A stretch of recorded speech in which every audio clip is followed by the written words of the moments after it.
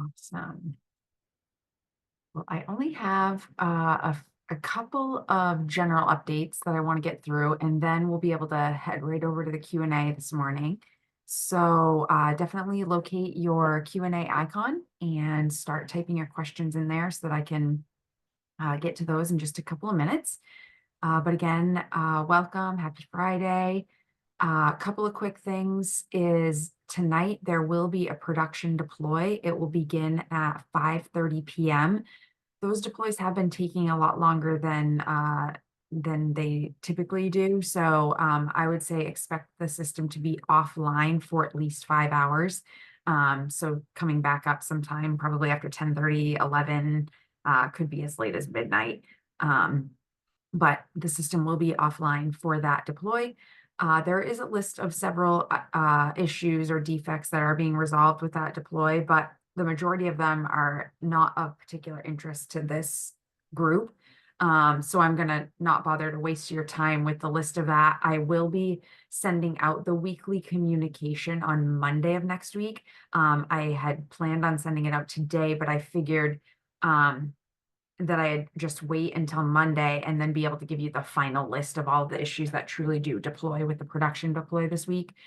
With the short holiday work week, it was tough for me to get the communication out any earlier. So I will send the weekly communication on Monday, and I will put the final list of all of the items that did deploy in that, all of the high priority issues, items that did deploy in that communication. But the item that is of particular interest, or the couple of items that are of particular interest for this group, are around notifications and person attachments. So I did want to give an update on those.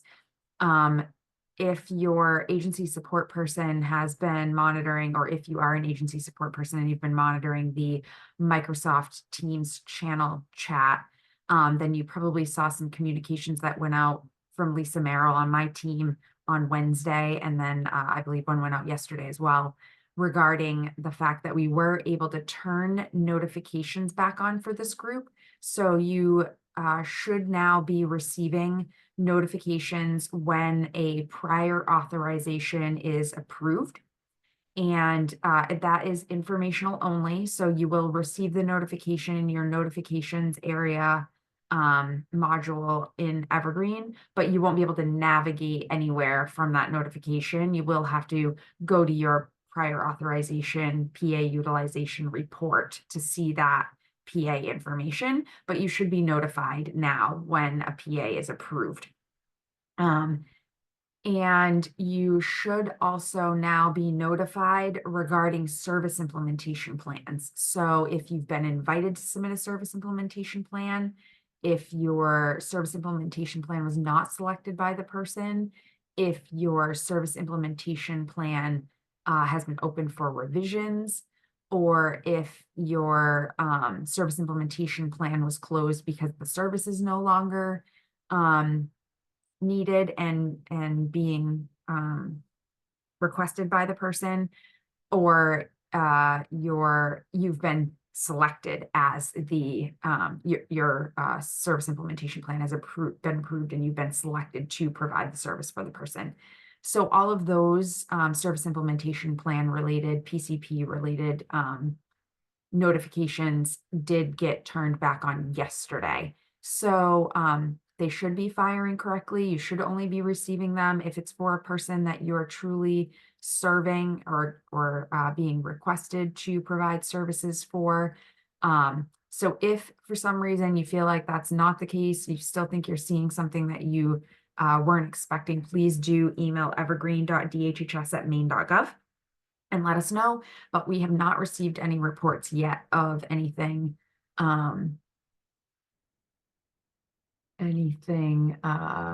not firing correctly. So I see that Chris is saying he had new PAs this morning and has not gotten any notifications. And he was also invited to do 2 SIPs just last night and no notifications. Interesting. Thank you for that information, Chris. Could you send an email to evergreen.dhhs@maine.gov with the person ID and PA number or numbers, and also the person IDs that you are invited to do service implementation plans for. I'd like to have my team just go and take a quick peek, but we believe they should be firing. So, and I assume that your username is Chris DeFeo, but if it's something different, please let me know what your username is too, because I'd like to check your role and all that jazz. Aside from notifications, we've also been, and there are a few other notifications that still have not been turned back on, which are related to some crisis forms like the behavior management plan, individual support team, meetings being needed, those kind of list of notifications. Those will be turned on next week. We're going to wait until probably like Wednesday morning just to make sure that all of these PA and service implementation plan notifications are triggering correctly before we turn those ones back on. So we will notify you at next Friday's meeting we'll notify through the Microsoft Teams channel when those ones get turned on, but we'll also update you on next Friday's meeting as well around those. And then the other item that's of particular interest for this group was person attachments. I did just want to give you an update that we are still in testing for those. We did find a couple of issues that we're working through with the vendor, so we have not yet turned those back on, but we will continue our testing and our analysis with FEI, and hopefully we'll be able to turn those back on next week. But again, more to come next week once we figure out what's going on with the anomalies that we've found during our testing. And again, I already mentioned, but I will send out this week's weekly communication on Monday of next week, because of this week being the short week and everything. And then we do have this meeting series only goes through next Friday. So I did want to let you know that we are aware of that. I have discussed that internally, and we think that we've decided that we're going to go to a different meeting series starting the week of June 10th. So I'll work with Miranda. We'll get a new Zoom link, and it will likely be, we're still finalizing the details on it, but it will likely be on Wednesdays instead of Fridays. And I think we'll likely combine it with the agency support person meeting. We have found that the meetings are wrapping up quicker, and attendees have dropped off a bit, and the volume of new issues that are coming in has started to decline. So I think going to a single meeting, and we'll likely do them every other week, just after a deploy occurs. So of course, we'll still have next Friday's meeting on the 7th, and then we'll likely start a new series that will begin, actually it wouldn't begin on the week of June 10th, it would begin the following week, because it would follow our deploy that would happen on the 17th. So again, I'm sorry, on the 14th. Again, more to come on that. We'll share the final details at next Friday's meeting, and I'll also put it in next week's communication as well. But we're definitely going to be switching up the meeting series. Still want to make sure that we're providing you some level of support and the ability to ask questions, but we definitely want to be conscious of people's time, and definitely could use the extra time here to make sure that we're continuing to support you and resolve your issues. And also, last item that I just wanted to give a quick update on is we have been finalizing that new issue submission form this week. I expect that will also roll out next week. So again, we'll provide information in the weekly communications that go out, and then also update you through the Microsoft Teams channels for those of you that are agency support people. And we'll also provide an update on next Friday's this meeting, next Friday's meeting about that form, but hopefully that will roll out next week as well, and be a better place for you to be able to ask your questions in one central location rather than having to keep track of and decipher which email address you need to submit your issues to. So I think that will be really helpful for you all as well. I think that is it for general updates. I do see we have a couple of questions here in the Q&A. So Tammy indicates she has a coworker that's trying to log in, but says the email has not been verified. Tammy, have that person reach out directly to FEI at, I don't want to give you the wrong email address here.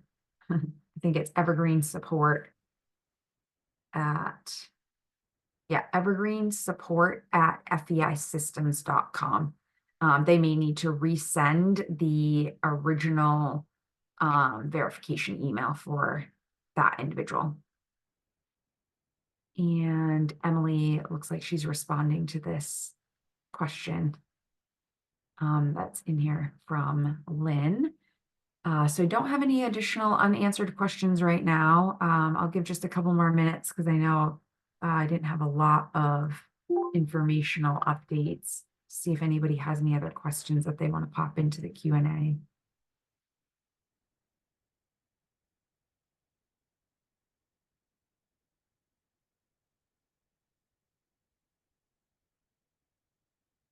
You're welcome, Tammy.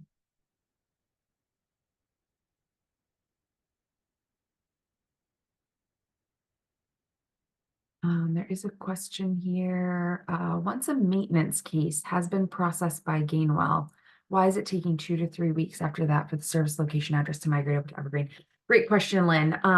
So I believe that there is an open issue regarding Evergreen being able to process those location address updates. So that issue is being worked by our vendor, FEI. So we apologize that those location address updates still aren't showing up in Evergreen, but that is a known issue and we are actively working that right now. Hopefully we'll be able to get that resolved in the next couple of weeks. It will not be part of tonight's production deploy, and I'm not certain whether it will go into testing starting on Monday of next week or not, but I'll definitely take a peek so that I can try to give a better update at next Friday's meeting on when we expect that might get resolved.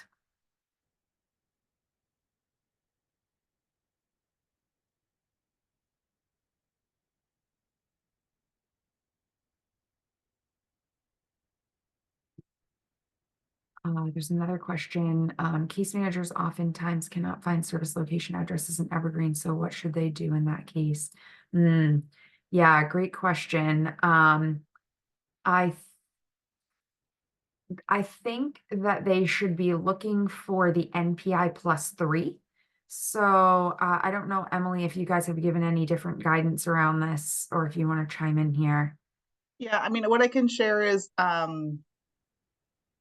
I'm trying to think quickly. I don't know if there's anything identifiable, so I'm not going to show. But what I often recommend to case managers is that they first start by looking for the organization, and then within the organization in Evergreen, you can type like a keyword to find a specific service location, like the street name or something like that. Because sometimes I've found that if they were to type in just and try to search by location in Evergreen in the search bar, like by that I mean like if they typed in like 123 Main Street, sometimes depending on how the provider has the short name, I believe that might have the wrong lingo there, but sometimes I found again that you have difficulty finding a location when trying to search directly for that location. But if you first start by going within the organization and then typing a keyword, they'll be successful.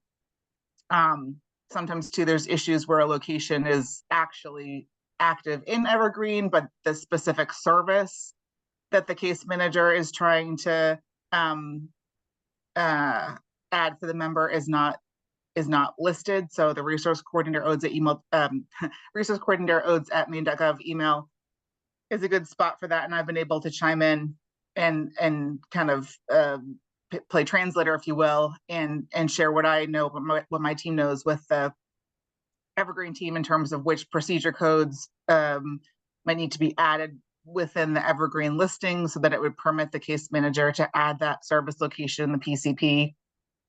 Sometimes, I mean, location issues is a broad catch-all term, but they can be different, is what I'm trying to say. I've seen some case managers say like this service location isn't here, but it's because they've opened a PCP for the wrong waiver type.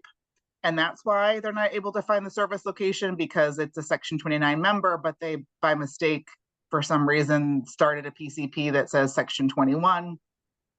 So Yeah, there's it's definitely a nuanced. Yeah. variety of, yeah, definitely a variety of issues there as it relates to selecting the right provider location.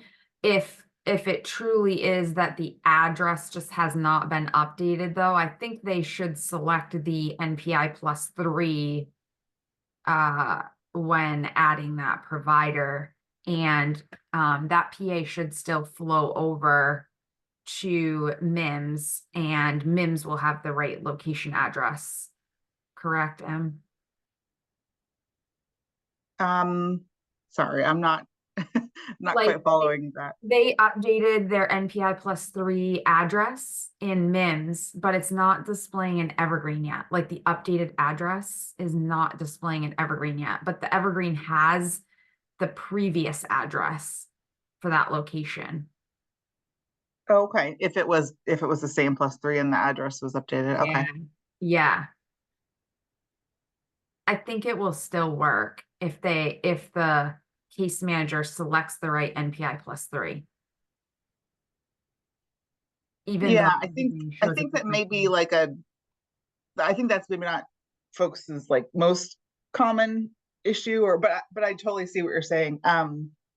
Yeah, I mean, I think generally, Lynn, like if a case manager can't find a service location, what they're doing or what they should do, but what many of them are already doing, if they've already made contact with the provider and the waiver provider saying it should be there, or I'm not sure what else.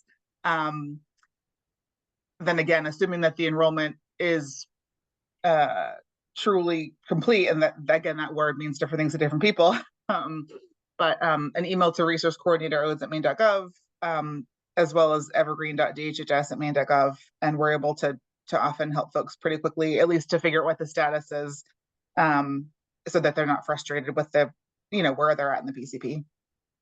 Yeah, I was jumping to a conclusion, Emily, that that's what Lynn was asking about because of my previous answer to her question about why the location addresses weren't updating. So you're right, that probably isn't the most common scenario, but that's what I assumed that she was meaning by this question. But you're right, there are several different possibilities as to why a case manager is struggling to find the correct service location. So there's a question about once a PCP is approved, how long does it take before we receive a PA? I think that's probably another one of those it depends kind of answer. So if we're talking about an initial or an annual PCP versus a revised PCP for a change in waiver service, I think there's probably some differing timeframes there. I know Emily's team is working to review PAs that get auto-generated as quickly as possible, and also for revised PCPs that have change in waiver service and a PA needs to be updated, that they are also reviewing those PCPs and tackling those as quickly as possible. But I don't know if you want to add anything Yeah, there. I mean, I think the word approved, Verna, is again one of those things where I I guess I would need a little more clarification. What sometimes I do if we were to get an email from a waiver provider, for example, it's the resource coordinator email saying, where is this PA? I thought we'd be seeing it right by now. The word approved for me, like I'm looking to see whether like what the PCP status is. So somebody might say, well, the PCP has been approved, and by that they mean that the member has signed it, right? But I'm also looking in terms of like our ability to act upon something. I'm looking to see the PCP status in Evergreen. So some people, when they say like it's approved, it's been submitted, um, I'm looking to see again whether it's pending state review or perhaps the state review has been completed. It's that been advanced to pending provider selection. So what I routinely do is, for example, I sent a few of these last night. If a waiver provider is saying, where is this? I'm going to be checking those factors and then reaching out to the case manager, typically with a CC to the waiver provider saying, such and such agency is inquiring about this. I'm seeing that it's in blah, blah, blah, PCP status. Perhaps it could be still pending planning team meeting. Could be, like I just said, pending provider selection, asking whether the case manager needs assistance, whether they're able to achieve like plan complete status, which again, to me is saying, it's sort of in our court. If a PCP is not in plan complete status, we don't yet have a notification or we can't see in a query that it's again, the word approved, like I said, can mean a lot of things, but I'm looking to see whether this plan is at the stage where we can review and approve PAs. Sometimes when that review happens, we see that the plan hasn't been signed, like there might be not a written or an e-signature. So that causes some delays to reach out to case managers and ask about that. Or there could be confusion as to units. That case managers understandably have learned a lot in a very short amount of time, like all of us. So this is improving, but we're still seeing many plans completed that have units that are kind of nonsensical, I'll put it that way, that reflect information that again was sort of back-ended into a PC perhaps when it migrated, and it's not an actual hours per week, like 10 hours or 15 or something that would make sense. It's something like 3,000 or 2,000. So that's complicated, but those are the variety of factors, Verna, where I don't have a simple way. I'd love to rely on some math, but we don't actually have in our query like a date submitted in every single instance like this. So I can't sort of give you a quick average in terms of how long it's taking between when a plan reaches X status and then again when we're able to enter that PA. Lynn asked this a little bit earlier, like why are things taking several weeks? And it's because again, we're not caught up. There's backlog we're working as quickly as we can through, but there's lots of PCPs being completed these days as folks are learning, sometimes certainly more than there typically would be. So that's some of the factors. But again, Verna, what I would ask is in terms of what's the PCP status? And again, if it's not yet in plan complete status, that's the first thing that it may not even be a plan that we're aware of in that point in terms of it being something that's on our list to act from. So those are some factors I would think through. Thank you, Emily. The next one appears to be related to authorizations as well. Concern that there's a delay in change of service authorizations versus new authorizations, I think. Is the process the same for submitting these? Also, what is the expected turnaround for new authorizations? So I think it kind of goes to the what I was saying. So for like new PAs, the Evergreen PCP during annual planning or initial planning, the PCP will auto-generate authorizations that the resource coordination team will review and approve.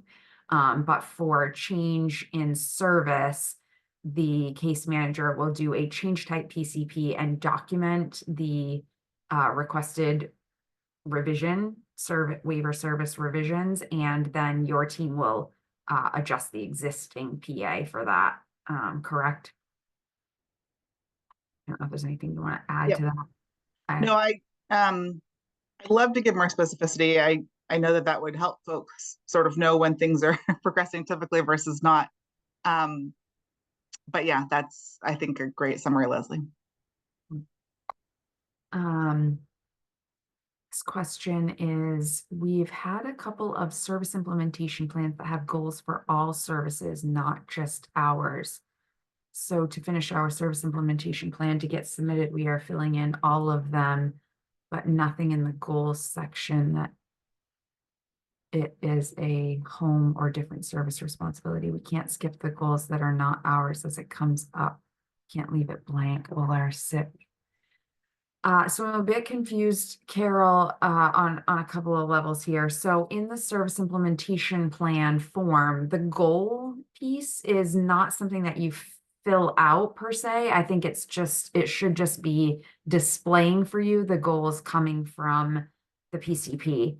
And the only reason why you should be seeing goals there is because your case manager linked your service to those goals.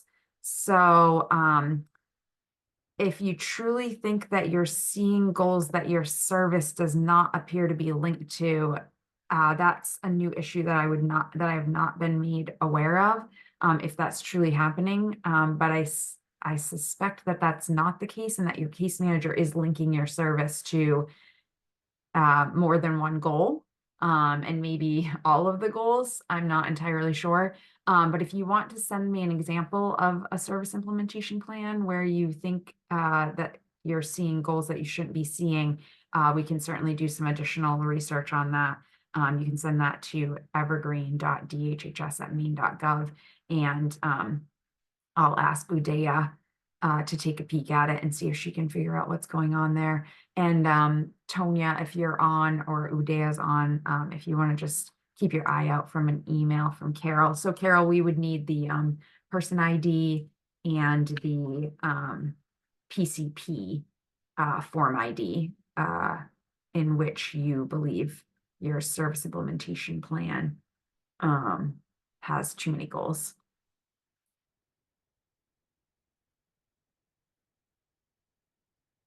And there's a comment here around the need for the authorized hours of the PA to show up for the billing person. Yes, Gail, apologies that it's taking us so long. That it has been a little bit trickier than we anticipated, but we are trying to add the hours requested through the PCP, from the PCP to the PA utilization report. And that is still in testing. I've jotted a note for myself. I will try to check on the status of that update and see when that might be going live. Hopefully we'll be able to get that rolled out to you soon. And then Carol, I see that you indicated that you got a notification this morning for an individual that you're no longer providing services to. So my guess is that for some reason you're still actively assigned to that person. So if you could also send an email to evergreen.dhhs with the person ID and what notification, like a screenshot of the notification that you received that you don't think you should have received, we'll research that a bit further as well for you. Hopefully Tonia's on. She will see that and can send that along to Lisa so that we can take a peek at that.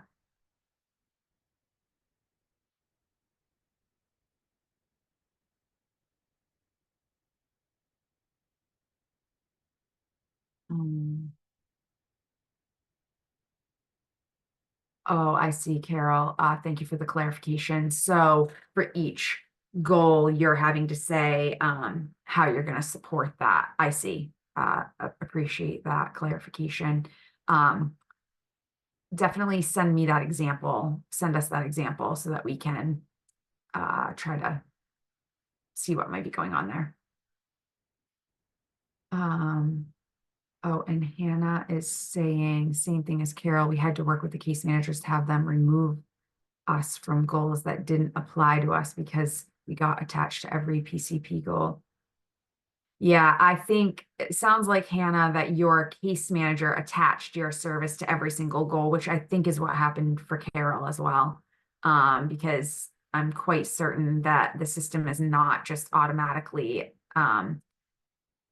showing you every goal there. I think it's your case manager's misunderstanding, and they're adding your service to every single goal. So definitely, definitely start there and ask them if they're selecting your service under every goal and whether they intended for that to be the case or not. I think that there may be some error there. So Lynn is saying when we attempt to bill for services for several members that we support, we get a code that says the member has no coverage. And I believe it is because their reclasses haven't been submitted yet, as the CMs appear to be behind with those. Any suggestions? Interesting. So it sounds like when you're in MIMS and you're trying to do your billing in the MIMS system or QNext system or the Health Pass portal, whatever you want to call it, you're getting a member has no coverage error. I don't know if Alexi, I don't know if you know anything about, or Donna knows anything about where we're at with reclassifications and if there's a backlog of reclassifications or. Elizabeth, we're, I mean, we prioritize them by date and we are, as, I mean, very close to current. Oh, go ahead, Lexi, yeah. Sorry, I was just reading the question. No, we are able to prioritize the reclassifications query based on their reclass date. So if that's the case, the case manager may not have submitted it yet. Or yeah, because we're as current as we do everything, even the late ones, if they come in late, we do them first.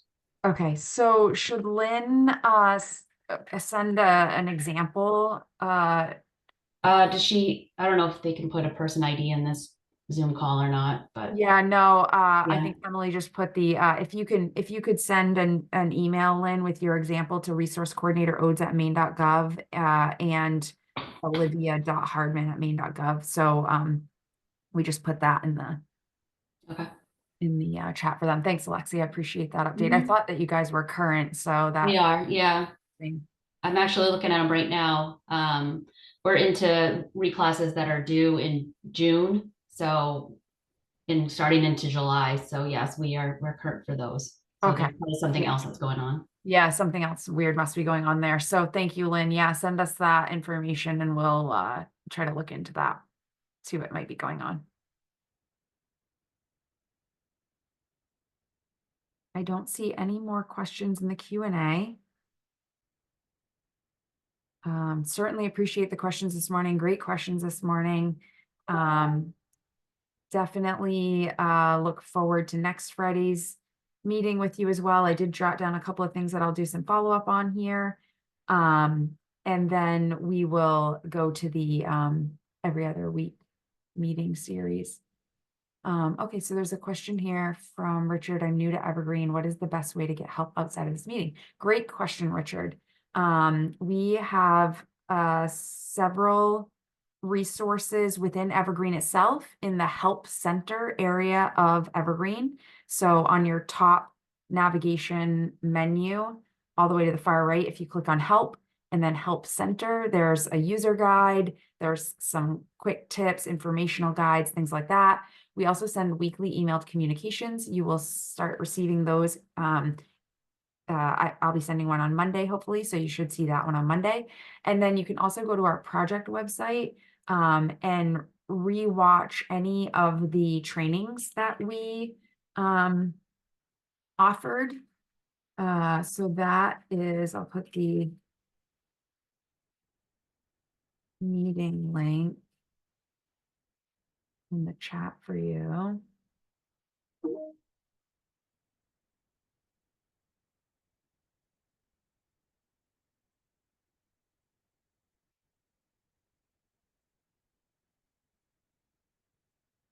Oops, I can't do that. Hang on, I'll do it over here.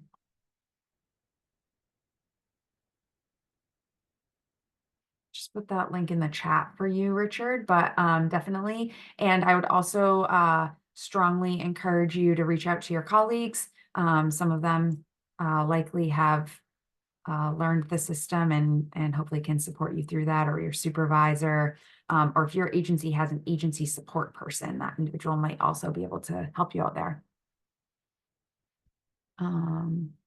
You're very welcome.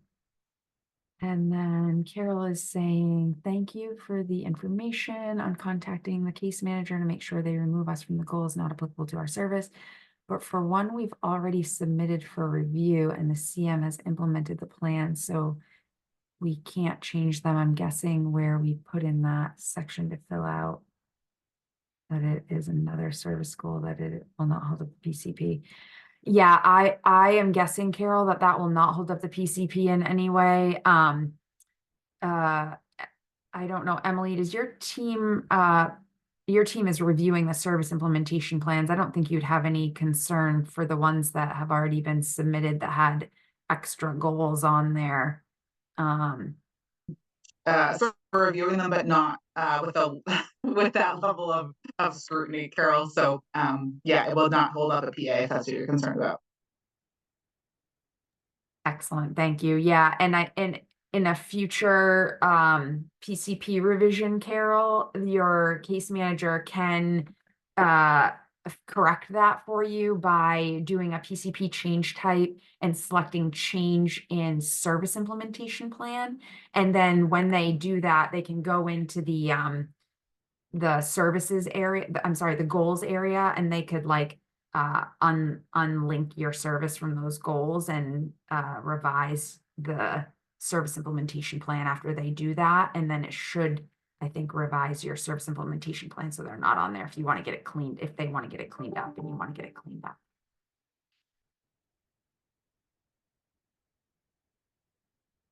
Awesome. So no more questions in the Q&A. And with that, again, I want to say thank you guys for your participation this morning. Happy Friday. Everybody have a fantastic, wonderful, sunny weekend. And keep your eyes out for my weekly communication on Monday next week. And it should have the list of the issues that get resolved tonight. And we will meet with you again on next Friday, and I'll definitely share the final details on the meeting series, but we'll likely go to an every other week on Wednesday combined meeting starting on Wednesday the 19th. Yes, thank you, Bonnie. There are a number of trainings on the ODES website, so definitely check out that ODES website for those of you that need it, anybody that's new. And I will talk to you guys next week. Thank you, Leslie.